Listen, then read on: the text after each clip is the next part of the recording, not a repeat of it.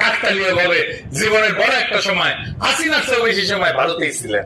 তো এই সালাউদ্দিন সাহেব ইদানিং হাসিনার মতো উদ্ধত ভাবে কথাবার্তা বলা শুরু করেছেন। সামনে ওনাকেও সম্ভবত আমরা হাসিনার প্রতিবেশী হিসেবে ভারতে দেখতে পাবো। মাশাআল্লাহ, সালাউদ্দিন সাহেব, মানুষ আপনারা ইন্ডিয়ান মাল বানায়, আপনি শুনেন না, কিন্তু ক্যামেরা ঠিকই শুনে। এই যে দেখেন, আপনাদের কয় ইন্ডিয়ান মাল আসিছে,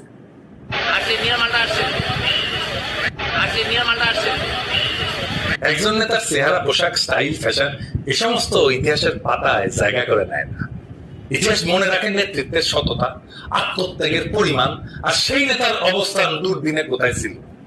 সালাউদ্দিন আহমেদ নিঃসন্দেহে গুমের শিকার হয়েছিলেন। সেই সময় দেশবাসী তার জন্য কাঁদছে।